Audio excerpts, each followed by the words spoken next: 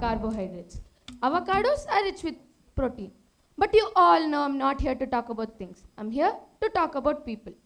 Let me ask you all a question. Can you name a rich person you know? Anything else? Elon Musk, great answer. Ratan Tata, Bill Gates. Looks like most of you are connecting money with richness, which is definitely not wrong. Let me ask you all another question. What do you mean by richness?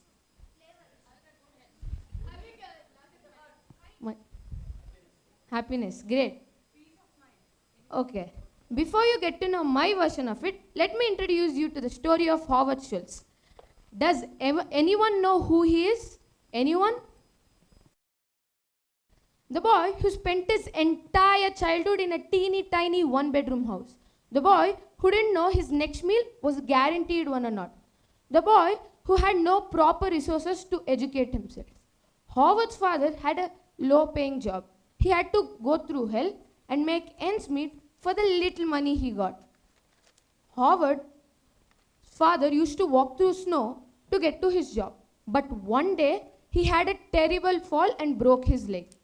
Due to his fractured leg, he couldn't walk. So, he was fired from his job. Howard's father was sitting on the sofa helplessly, not able to meet the basic requirements of the family.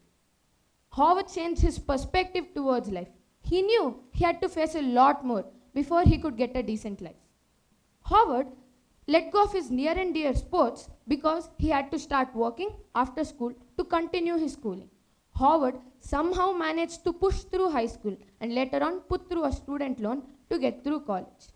To pay off that loan, Howard was finding a job but couldn't find the job he loved. Then he found Starbucks, which sold coffee beans and had 3 owners. Howard begged them for the job but couldn't get placed. Later on, because of his persistence, he got placed. Howard, with the little savings he had, went to a trip on Italy, where he visited this really cool cafe. Hello, sir. It's great to have you here. Thank you. Sir, can I know your name? Sure. It's Howard Schultz. Sir, please be seated. I'll call you when your coffee is ready. Sure. Mr. Schultz, your coffee is ready. Howard felt on top of the world after this conversation. He saw that his name was written on the cup of coffee he was drinking from. He didn't think twice on paying for the overpriced coffee. Later on, after he came back from his trip, he visited his bosses. Sir, I visited this really cool cafe where they wrote my name on the cup of coffee I was drinking from. They also spoke to me like they knew me from ages, sir. Sir, we have really good coffee beans, sir. We just need a good way to market it. So please, sir. Shut up, Howard. You've already lost too many days on that dumb trip anyway. Go and work now. Howard felt dejected. He knew he had a great idea at his disposal. So, Howard started his own coffee shop called Gionel. With no money in his hand, he was not willing to give up. Howard went around for 200 investors but couldn't find any investments. He somehow managed to raise $400,000 from family and friends. Later on, managed to raise $2 million of investment routes to expand Gionel. But on the other hand, Starbucks was going through a financial crisis and was about to file bankruptcy. So, Howard took over Starbucks for $4 million. Now, Starbucks has more than 30,000 outlets all over the world and is the market leader in each and every country it is in. Howard taught us that a goal without conviction is just a dream.